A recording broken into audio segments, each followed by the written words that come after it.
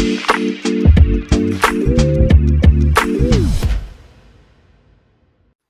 right, hello, and welcome back to another episode of the Chase Thomas Podcast, where I'm still the aforementioned Chase Thomas, coming to you live from Knoxville, Tennessee, up there in New York City. A lot of New York guys in this podcast these days. We've got Bob Silverman, we've got John Taylor, now David Vertsberger of Sports Net New York, SMY, as other people talking about it. Is it Sportsnet? I said Sportsnet. It didn't feel right. Sports New York, Sportsnet New York. Yeah, I'm not actually sure. I think it was Sportsnet. Yeah, I didn't know actually. I was saying it out loud. I'm like, I think it's Sportsnet, but I could be wrong.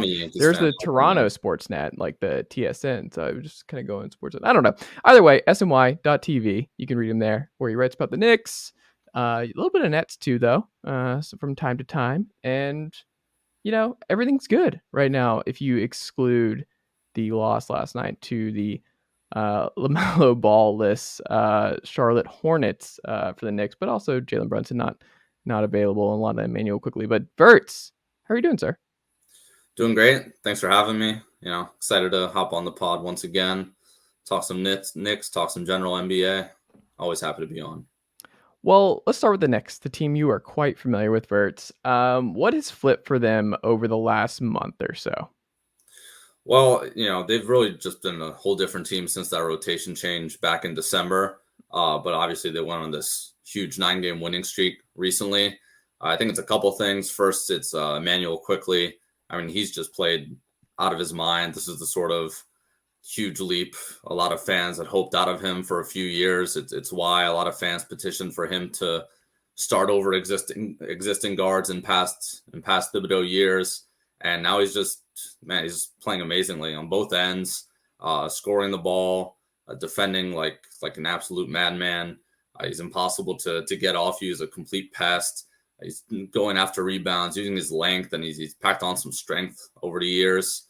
You saw him moving on drives. Kelly Oubre and Terry Rozier, not the biggest guys, but you look at his sort of slender frame and where he started his rookie year, to see him just you know, erasing these guys out of his path is pretty impressive. So I think his play has been huge. Thibs has closed games with him, even over RJ some nights. And then there's the acquisition of Josh Hart, who, you know, first round pick for Josh Hart doesn't seem like the biggest trade, and Cam Reddish, sorry. First round pick and Cam Reddish for Josh Hart doesn't seem like the biggest, you know, impact move you could make. But, you know, he replaced Miles McBride in the rotation. So, you know, a relative fringe guy, Hart coming in instead of him, you know, a legitimate role player, one that fits seamlessly into a Thibs scheme. I mean, he's the perfect Thibs player, just all out hustle for 20 minutes a night, whatever he's bringing. And he's been shooting the lights out so far on not that many attempts, but, you know, he's getting good looks. He's getting out in transition, defending multiple positions, and also, again, just crashing the boards and helping the Knicks, you know, with their rebounding. So I think those two in particular deserve a lot of credit. Brunson and Randle have maintained their star level play. I think in the past month they've stepped it up a notch, you know, and Randle, especially defensively, deserves a lot of credit. His one-on-one defense, his team defense has been exceptional. But they've been like that most of the year too. They've been tremendous the whole year. So I think Quickly and Hart, those two especially, what they've done in the last month has really helped boost the Knicks. What else is Hart at? You added the hustle, but since he has come in, did you expect him to be a seamless fit? What were you maybe concerned about with the trade of how he would fit with the rotation? What on the court has worked the best, and who does he fit in with the most? Who does he seem to have the best rapport with? Well, he's been on the bench unit. He's also going into the starting. Well, it's sort of the starter unit for closing out games. Thibs has gone with him over Grimes for some late fourth quarters, depending on who's had the better night. You know, I think his activity, especially off the ball, has been really helpful. I think a lot of the times the Knicks offense can get bogged down, or they might be losing some energy. And then he comes in, he grabs a defensive rebound. He loves going coast to coast off that, scoring in transition. He's like not the most, you know, offensively gifted player, but in transition, he just turns into LeBron. He has this sort of cross Euro step that keeps defenders guessing, and he's been making that. The fact that he's knocking down his open catch and shoot threes has been great. That was a concern, but it looks like he seems confident shooting those. He's even he's even confident shooting from the mid-range at times. He had that one really big explosive night. I think it was against Brooklyn. He had like 27 points. It just, the fit has been so perfect. The Knicks need that sort of off-ball activity when the offense muddies up. They need a guy that can just go in and get rebounds, do the dirty work, defend, and he does all of that. He's happy to switch, and he rotates fiercely. He's just great all-around effort player, and he's fit in perfectly, especially with, I know you asked for specifics as to who he's meshing with. I mean, I think the starters, he does well with them. I think he has some great chemistry with the backup center, Isaiah Hartenstein, because Hartenstein's such a nice high post passing threat. He sees Hart cutting in the lane. They run pick and rolls together that have actually worked pretty well. You don't really want a Josh Hart, Isaiah Hartenstein pick and roll, consuming much of your repertoire, but it's worked. It's worked at times. So he's really been perfect wherever he's played. Interesting. What is the best 5-man lineup now for the Knicks post trade deadline and post win streak? That's tough. It automatically includes Brunson, Quickly, Randle, and Mitchell Robinson, without a doubt. If RJ's on, RJ's that last wing spot. If he's not, it's probably Hart or Grimes, if Grimes is actually pulling the trigger and making his threes. It's tough to say. I don't think we've even seen that much of that lineup with RJ. Come to think of it, it's usually Hart or Grimes in that spot. But, I think to close out big playoff games, we're going to see that lineup Quickly and RJ at the wings, Brunson, Randle, and Mitchell Robinson. What is Julius Randle doing better over the last month? Man, I want to especially highlight the defense, just because I think that was the most glaring thing during his down year last year. And, he's the leader of the team. He's the number one guy. So the team's going to follow what their leader does. And the fact that his effort defensively and his taking up the challenge defensively, I mean, all year, even before the year started, you look at the Knicks roster on paper and you think, okay, well, RJ and Grimes are nice team defenders. They're good wing defenders. They're not particularly big. They're like 6'6", RJ's like 6'7", something like that. They're not, RJ's strong, but he's not, compared to LeBron or Kawhi, Paul George, these sort of big elite wings of the NBA. It wasn't clear who on the Knicks would guard them. And right now that answer has been Julius Randle. Julius Randle has shut down a lot of these guys in big games. He was on Tatum, against Boston. He's done a tremendous job one-on-one and on help defense. And I think that's trickled down to the rest of the team. So the effort there, and then on offense, I mean, the shot making and confidence are just unbelievable. But I think decision making, he's also done a better job with that. He knows when he's off, like during the last 2 overtime periods with Boston. He sort of struggling after a really hot game, but he saw Quickly still had the juice in his legs, so he sort of deferred to Quickly. And I think he's just done generally a good job of being quicker and more decisive, making smarter decisions, being a better passer. And the shot making on offense has just been ridiculous. Who do you want in the first round? Like, who's the best Knicks get out of the first round team for you? I'm in a bit of a debate here. So it's probably going to be Cleveland or Philadelphia, right? The likely first round opponent for the Knicks.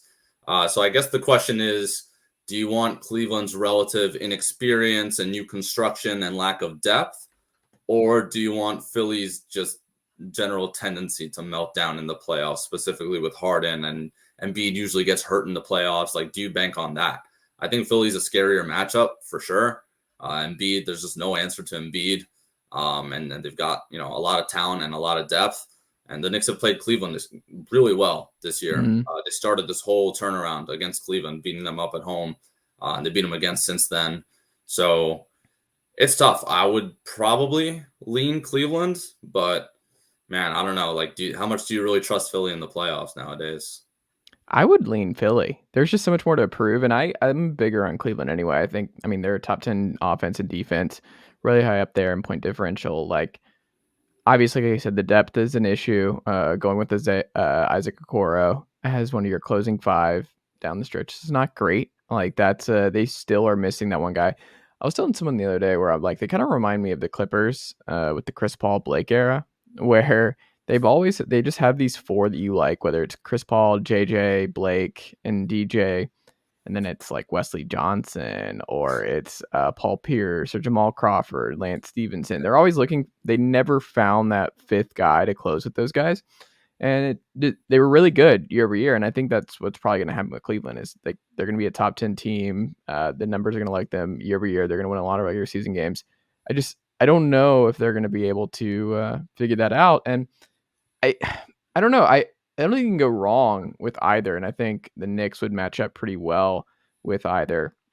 But I do think from a non-biased source here, Verts, I think everybody would rather have Cleveland, New York, just for the Donovan Mitchell factor of all of this. Like that's what we all want. We want that in New York in like a game, like him having to go and win in the Garden in a big moment would be a lot of fun. That would be something. I mean, the narrative around that has been fun to follow. It's kind of annoying the Knicks have this really successful season, and so people have to go back and think about what if with that trade. But that's in the past. The teams are here, and that'd just be a really cool stylistic matchup. I mean, I think the other thing that really helps the Knicks too is the fact that Cleveland doesn't really go small, especially at the 5 position. So Mitch doesn't have to get stretched out. He'll be defending the interior, and I think that helps him in the Knicks' overall scheme too. Switching gears here a little bit. What would you do if you're Minnesota this offseason? Do you, just with how many games Cat's missed, I think he's doing practice today as of this recording, and maybe he's back for this stretch run. I don't know. Like Anthony Edwards has obviously made the leap. You move on from D'Angelo Russell, who was Cat's guy. They were part of this tandem that they were trying to build just a couple years ago. I think you move on. I don't know what his value is. Look, many are saying that the Timberwolves should trade Karl-Anthony Towns for John Collins straight up. If there's one thing that could help John Collins' 3-point shooting percentage, it's going to Minnesota where he can play the 4. And that 27% shooting percentage from deep will clear right up. I promise, Minnesota fans. But I don't know. I think he's when I was thinking about like who the next star to go or be on the move, Cat is the answer. I still don't know if I would call him a star anymore at this point. Like he's a good player. I would like to have him on more teams than I would not, but I don't know what his value is. Like Cat, I guess we'll see if he comes back for the stretch run and plays in the play-in and stuff, but I don't know. What would you do if you're Minnesota this offseason? I really want to see what these last 15, 20 games plus the play-in / playoffs looks like for him, honestly. I mean, that's a really small sample to make a judgment call off. I might even want next season too. But I don't know. If the idea is we need to build an Anthony Edwards centric team, which I think is the idea because he's just unreal. I know Towns is your best piece to sort of start making moves with that, but I don't know if you just, keep the talent together and see how they play for a little longer. We haven't had, enough of a period to really judge it, if you ask me. The Gobert-Towns pairing is obviously a little awkward, and you have to figure that out, and Gobert won't return nearly as much as Towns would. But I just think it's too early to jump on that. I don't know. I haven't even thought about Towns trade prospects. Honestly, we have to go team by team and see what's even out there. Your Hawks don't have any picks to trade for Towns. Come on, man. Spent it all on. You get John Collins. Why do you need picks too? If I'm giving you John Collins. Oh man, John Collins, the perpetual trade candidate. Yeah, I don't know. I just want to see Towns and Edwards a little more. With Gobert. Timberwolves been playing well. Hopefully, he can just seamlessly transition in, and we'll see how he does in the playoffs because his playoff resume has been a little shaky. So we want to see what that looks like as well. Could he be a Knick? What would you have to give up, do you think, for Cat? Would you want Cat on your team? I don't see where he would fit, honestly. I mean, he's a New Jersey guy, right? He is. Would he be the center? Is he going to defend the rim in a Thibs scheme? I don't see that going particularly well, especially in the playoffs. Is he going to back up Julius Randle? I mean, I like Julius Randle at the 4 spot right now. I'm pretty good with him. Are we going to move Randle to the 3? That'd be a little aggressive. So I don't know about a fit with the Knicks. The usual suspects would probably move in on him. Something like Miami, maybe. He doesn't feel like a Miami guy. Who isn't a Miami guy? He's not going to defend. He's just not going to defend like that. I don't know. Miami guy. I don't know who it is. If he's not a Miami guy, he's not a Thibs guy. I'll tell you that much. That's probably true. Yeah, I don't know. It'd be something weird, like the Bulls talk themselves into it. And they're like, we're a Karl-Anthony Towns away from getting back to the top of the East. And you're like, all right, well, if you want to build the team around Levine and Cat and just Patrick Williams. I guess good luck. I don't know, but I miss Lonzo Ball playing basketball. I hope he gets healthy soon. I have been on this camp for a while, and it's not just because the Bucks may never really lose any basketball games ever again, but I think the East is like, I would be at this point pretty surprised, barring injury, the Bucks don't win the East. I had the Bucks winning, and before the year, I had the Bucks winning the NBA Finals this year. Giannis, he's right there among the big three in MVP conversation. Chris Middleton's healthy again. Grayson Allen's playing really well for them. Drew Holiday's obviously had an all-star season. Brook Lopez has been an all-world defender. I mean, I just look at the Bucks and I don't know why there's still so much Celtics talk at this point. I think the Bucks should be the unquestioned favorite, best team in the East, and like it's a surprise if they don't get out. Do you share the same sentiment, or are you more bullish on Boston or Cleveland or Philly? I mean, you can throw the Knicks in there if you really wanna go there, but it's Eastern Conference champs, New York Knicks. But I don't want to go there. I don't want to go there. In fact, I don't even like everyone talking about how we can steal a first round series. Shut up, please. Just keep telling us about how are they for real? Like, please keep questioning. I don't like the confidence that scares me. But I'm actually in total agreement. I had the Bucks winning the championship coming into the season. I thought last year it was very evident they would beat Boston if they had Chris Middleton healthy. I think Giannis has been the unquestioned best player, whatever your MVP is, the unquestioned best player in the league for the last 4 years since the bubble, something like that, probably a little before the bubble. And I think now that they have Middleton back, he's starting to get into the flow of things. Drew Holiday's had a great season. Brook Lopez still looks amazing. They added a little depth around two, Grayson Allen and Jay Crowder. So I think they're easily the best team in the East. I would pick them in any series against any team in the East, and probably in the finals, depending on who they're up against.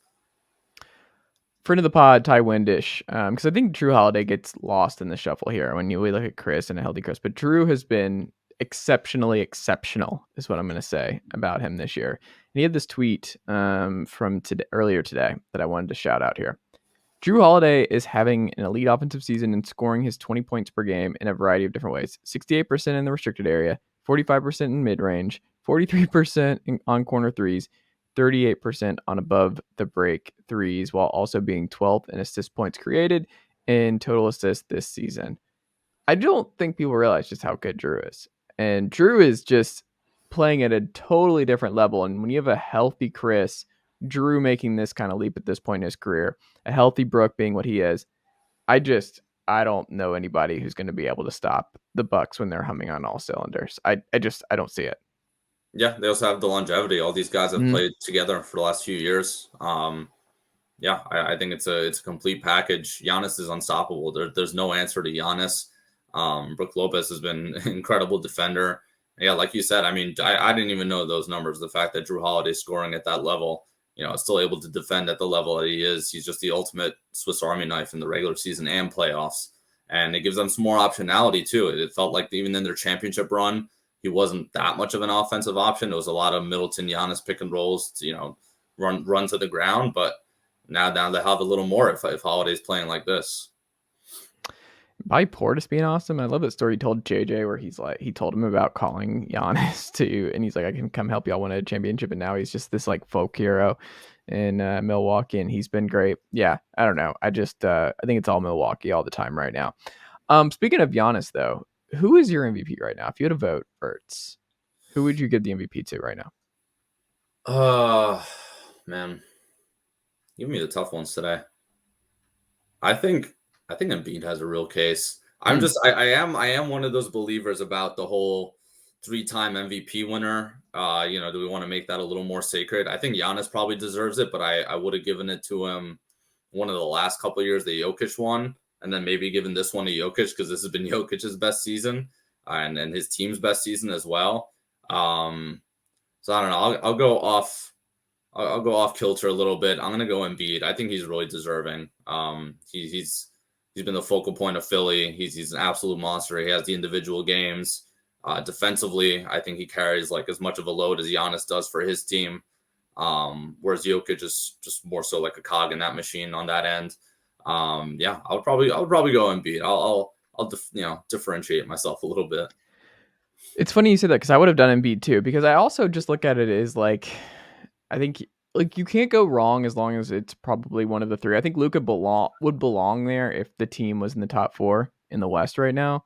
But I just don't think the wins are going to be there. And part of it's not really his fault. Like Luka's just got, he's relying, I mean, Maxi Kleber's back, which is helpful for them off the bench. But I mean, Justin Holiday's playing major minutes for this Dallas team. And as someone who watched a lot of Justin Holiday early this season for the Hawks, that's never a good place to be. Justin Holiday should not be in your rotation, especially if you're a playoff team. That should not be a thing.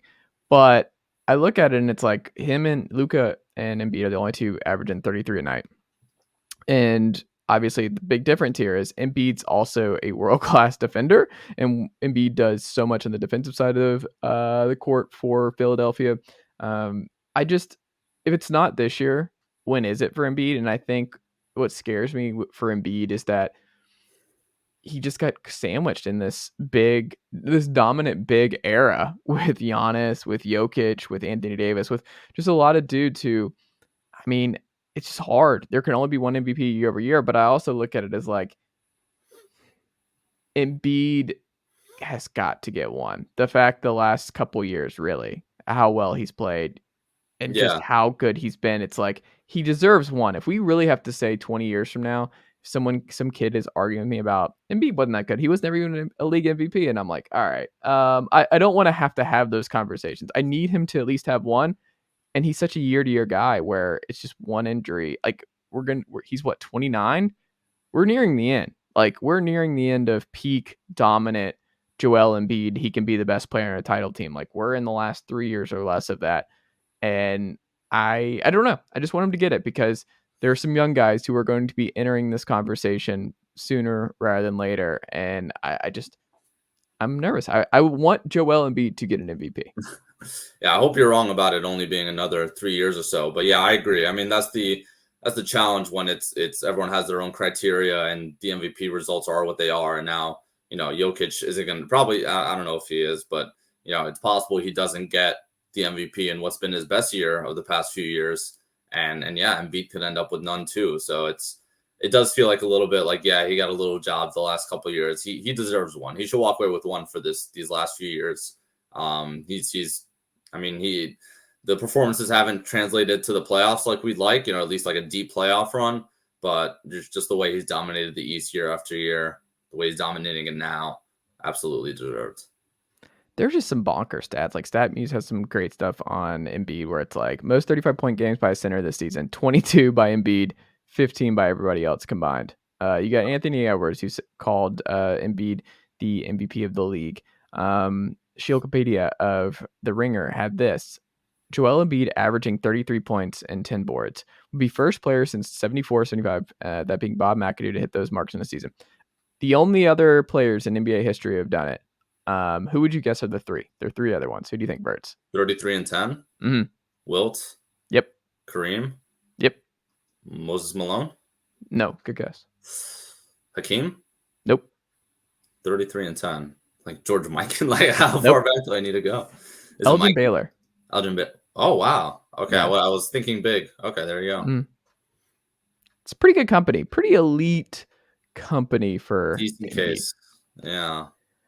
Let's just give it to him. He needs one. And I'm terrified he's not going to get it because Giannis and Jokic have gobbled up the wins. They've been the cream of the crop and the top of their conference the last couple of years. And they've been deserving too. It's really hard to get one, but I just give it to Embiid this year. I'm glad we're on the same page. I don't feel like are the Jokic or Giannis fans going to be that upset? Like he already got two. He's got two, and you're the favorites to win the NBA Finals. Like who cares? Yeah. Giannis isn't going anywhere. He's probably going to win a third before he retires. So probably more than a third, honestly. Well, we said that about LeBron, how many he would get, and it's like LeBron. It ended. When was LeBron's last MVP? Was it 23rd? No, that was Durant, wasn't it? I think so. When was LeBron? Get one in Miami, 2012. That's what I'm saying. Like I think it's been a decade since LeBron actually won a league MVP. There you go. And you never would have thought in 2012, whatever it was, that LeBron would never get another one in his prime, but he never did. it's really hard to get these consistently. And I don't know. That's my long Embiid take there. What I think is the most interesting when we're starting to think about seeding, for it's the last thing I want to hit today. The Suns and the Warriors. The Warriors have picked things up. I mean, Jordan Poole got an insane technical foul call last night for bouncing the ball at the official. Like, they must be stopped. But Steph Curry's healthy. They seem like they're turning the corner. The West is just incredibly wide open, top to bottom. And now you have Ja, who might be facing a 50-game suspension. They might not have him all this playoffs and for a good portion of next year too. But like, we count out the Warriors. You keep waiting for them to turn on. You were like, I just don't know if they're going to be healthy enough at the right time. They don't really do enough at the deadline. We'll see what Gary Payton is. Even at like 50%, still probably better than what the minutes James Wiseman was giving you when you were forcing him into the lineup. But I don't know. Like, I think this is going to be one of the most insane first round matchups. If we get this, which is what's right now very much on the table, if we get 4-5 Warriors, Suns, Durant versus Draymond and Steph, because Clay is now guarding only like those kind of guys, like 3s and 4s. You'll probably be helped. Like Clay will have some assignments on KD because of just him sliding down and not really being able to guard 1s and 2s anymore. I am all the way in on what that looks like because both teams need to win that series so bad, and both will want to win that series so bad because of the implications and because of the history between Durant and the Warriors and everything else, where it's like Durant going down after getting traded and everything imploding in Brooklyn, and Devin Booker obviously talking a lot with Luka, and they've come close. They went to the NBA Finals, haven't won a title or anything. Chris Paul, you're like, all right, he's missed a lot of games. Can he really afford another first round exit, especially at the hands of Steph Curry and company this time? Like, that would be a rough look.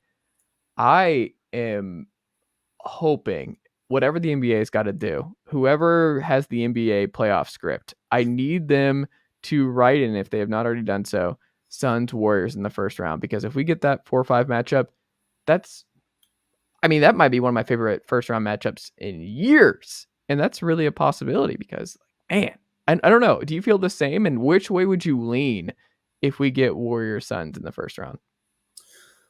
There's a lot of potential good first round and just any round matchups in the West. I'm actually in the East. I'm excited for it. I think a lot of the narratives boiling up around the NBA gets so interesting. And even when you don't think it's there, the wrong first round exit could mean the star wants out. So, but that series especially does excite. I mean, the pressure's on both teams, right? Golden State, this dynasty could just be over at any time. Like, is Draymond still going to be here next year?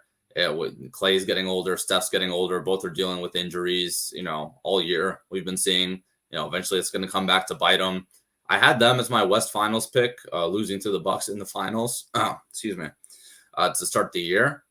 So I wouldn't mind to see them get ahead in that series and go on their little run. The West, as you said, is pretty wide open, so I wouldn't be too surprised. That would be a pretty cool thing to watch. I would probably lean Phoenix in the series. They have some pressure just because they have all that talent. They also have some aging pieces between Durant and Chris Paul, injury concerns, and also that situation is also not fully concrete. We don't know where Ayton stands with the whole team and where that relationship lies. We don't know if Durant will just get tired of that situation, just move on once again. So I would probably go Phoenix in the series, just because Golden State just been very iffy all year, and I just needed 1 month, of Golden State Warriors basketball for me to regain that confidence, but we haven't seen it, and them clicking in the playoffs is a tough ask. We don't know what's up with Andrew Wiggins. I feel like that's a very, very serious thing. And then, how much is Poole going to be able to defend in the playoffs? That was a concern last year, and they don't have the same depth they had last year. Meanwhile, Phoenix, just the sheer talent and how they work together, I'd be inclined to bet that they take not only that series but the West. You had Kevin Durant, barring injury. You put Durant in with those guys. I don't see how they're losing. That's funny. I have them as a team, like Ben Gall over the Washington Post and the GOAT NBA pod. we did teams that could win and not win the NBA title last week, and I had the Suns firmly in no. They're just another piece away. Like, you're going to be throwing out Torrey Craig, and we're relying on Chris Paul to get through a whole Western Conference playoffs here. Like, it's never happened. Still to this day, that has never happened. Devin Booker's been banged up. Kevin Durant is always just at his age. He's nearing his mid-30s. I don't think so. I think the ship has sailed on that, and I don't think it's going to work the same way. I think the Nuggets should be the clear-cut favorite. They're healthy at the right time. If not this year, I don't know when it is. Like, I think the only teams for me that I could see realistically getting out of the West is the Nuggets, the Warriors, and the Mavericks. The Mavericks, wow. The Mavericks. Here's the thing. Clippers? No Clippers. No. Did that Clippers. change with the Westbrook signing? That did change. Like, Kennard being gone, and like the Clippers are just, it hurts my soul because I've been waiting for the Clippers. I'm a big Kawhi guy. Love Ty Lue. They play a different style of basketball. I saw Clippers Hawks up close last month, and they're different, but no, I don't think this is going to work. I think the Westbrook stuff and the shooting and just no, I don't think they're deep enough. I don't think they did enough at the deadline. No, I don't think the Clippers can. Definitely not the Lakers, but I think the Mavericks. Let me specify on this. I think if you simulate the Western Conference playoffs 100 times, I think the Nuggets win it like 50 times, and then the Warriors win it 40 times, and then I think it's like 10 times or less the Mavericks win it, where it's like Kyrie and Luka are just too much in multiple, because like Luka did it by himself really with a little bit of Jalen Brunson too. He got a Western Conference Finals last year. I don't know if it was a little bit of Jalen Brunson. I mean, it was a lot of Luka. If you look at his usage and what Luka was carrying, that kind of load. And look, I love Jalen Brunson, but Kyrie come playoff time, I mean, he had a big shot, big three last night. In a 7-game series, it's just going to be really, really hard to stop the duo. I understand the defense is going to suck every night, but it's also just the ceiling is still so high when they are both clicking and they're both hitting big shots and they're in close games with 2 minutes or less, that like there's not a better half court playoff ready guard combination in basketball than those two. Like, that's just, you can throw it at the kitchen sink, but if you throw the kitchen sink at Luka in the post, then guess what? He's just going to find Kyrie at the top, and Kyrie's going to hit those. And I mean, you have Tim Hardaway in the corner, you might have Reggie Bullock in the corner.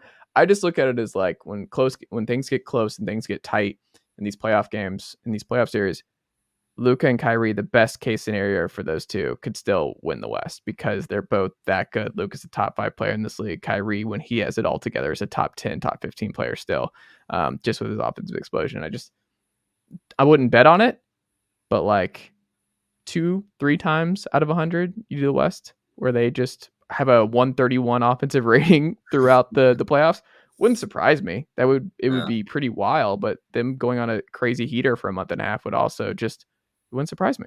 Is that fair? I don't think that's how I see where you're coming from. I would flip that and say the series I really want is Suns Mavericks for obvious reasons. But I would flip that and say, Durant and Booker, so long as Durant's healthy. But let me touch on some of your Phoenix concerns, because I know you brought those up. Chris Paul, he's had health issues in the playoffs before, but he's been like the number 2 guy in all those playoffs. Now I think he's strictly number 4.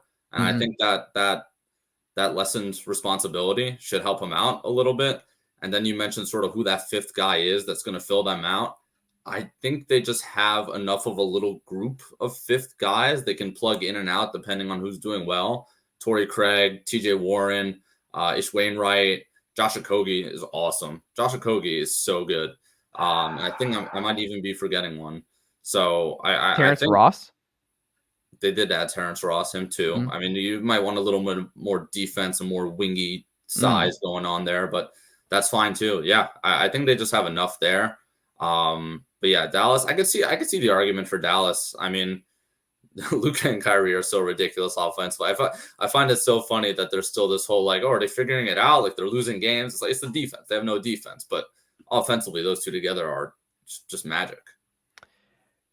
CP has the worst on-off per 100 possessions since his sophomore year in the league, plus 0.2. He's fallen He had off. a lot I of just games think without Booker. He had to carry without Booker while they were losing. he's not that guy anymore. Like, he's not even someone But I think that's good for him. I think that's Yeah. actually ideal. For the team too.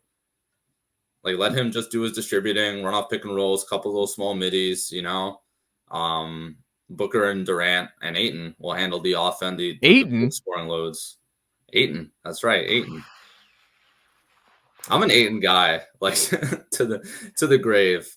I really think he gets too much. The slack he gets is because he's not like Wilt, but he's built like Wilt, so he should be Wilt, but he's not Wilt.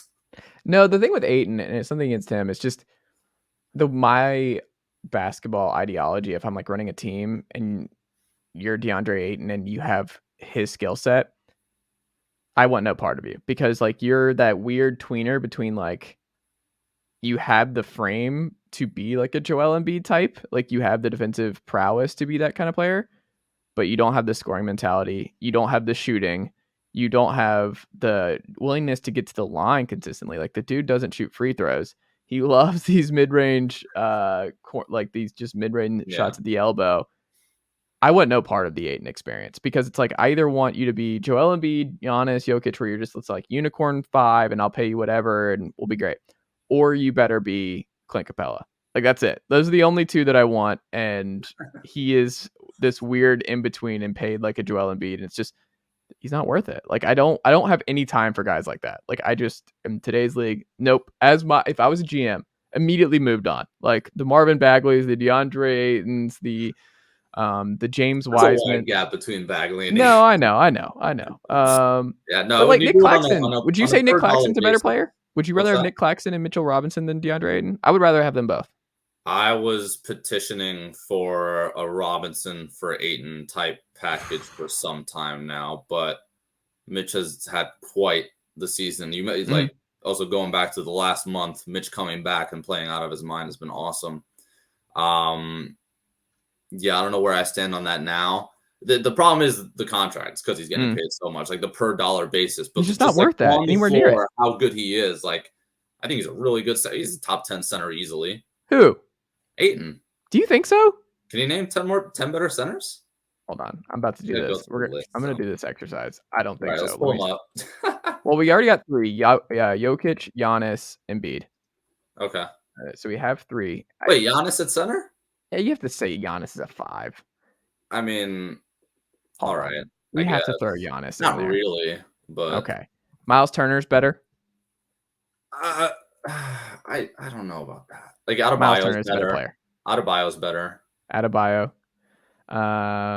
Nick Claxton's better. Claxton's better? Yeah, Nick Claxton's a better player. He knows his role. Better player. Jakob Poeltl's better. This is the hate, man. This is the hate. This is the disrespect. Jared Allen's better. All right, come on, man. This is healthy. crazy. Robert Williams is better. Like, are we talking per dollar basis or literally better player? They're just better centers. They are better for winning basketball, and they are someone you would rather have right now. Is any given day. Better? Is Brook Lopez better? No, Nurkic is not better now. Is Brook Lopez? Brook Lopez is better. Yes, I would rather have Brook Lopez than DeAndre Ayton. No question. The Bucks would not do a straight up swap, even if the money was even.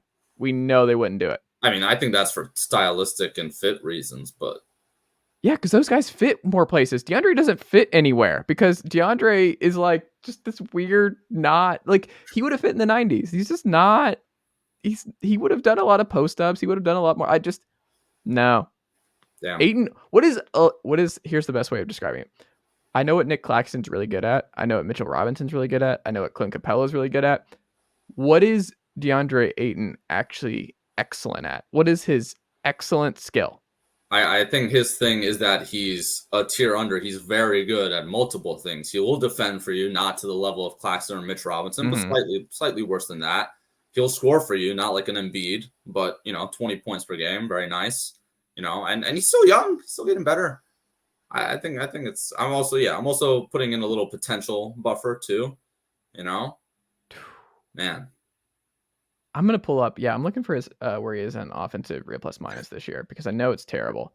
He is, let's see, among all centers, he is, where is Bismack Biyombo is worse. So there's one that he's worse. Okay, he's 59th, negative 1.96. In what?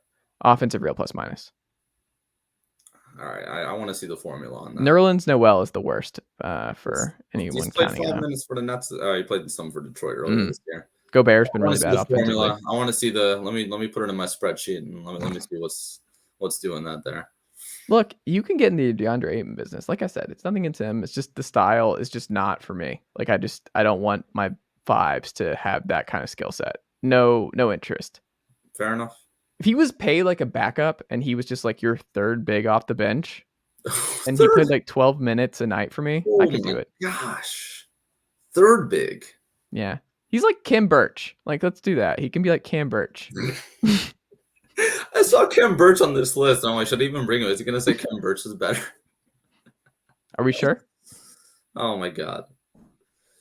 Man, this man's sipping all the haterade right now. And he's not in the Aiden. Dwayne Dedman? Whatever. Stop. Straight trolling. Oh, goodness. Should Jock Landale close for the Suns at the 5? My column. Start Biyombo? Mm-hmm. No, not Biyombo. Landale at the 5. Oh, Landale's awesome. Well, Landale is actually genuinely awesome. He's better than Ayton. There you go. Berts, what can the good folks check out from you over at Sportsnet New York, if that is what it is? Sportsnet New York or SNY, depending on what the good folks would prefer to call it this week. Continued Knicks and Nets coverage. I don't have any specific. I don't want to say anything specific yet because nothing's approved, but I'll keep you guys in tune with the New York City basketball going on. I am right, by the way. It is Sportsnet New York. I was right. It just didn't feel right when I was saying it. I was like, I'm saying that, and I'm not 100% certain. It would be SNNY, no? These are the important things. Verts, yes. Go read him over at sny.tv. Go watch the Knicks. They're a fun team this year. Don't watch the Nets, because they need to keep losing, and the Hawks need to keep rising, because all I want is Sixers-Hawks. Like they can still technically get the 6th seed. They're really close. You give me Sixers-Hawks with Quinn Snyder and Trae Young in this group going up against a desperate Philly team. We already saw what happened the last time these two met in the playoff series. Sign me up. I would be very, very tempted to pick the Hawks in a 3-6 matchup with the Sixers in round 1, even with what we've seen from the Hawks all season long. I would tune into that for sure. That would be fun. Yeah, and you're someone who's had a lot of fun Trae Young playoff minutes in New York. I'm getting off the podcast now. All right. David Vertsberger, thank you as always. I'll talk to you again very soon. Thanks for having me. Pleasure.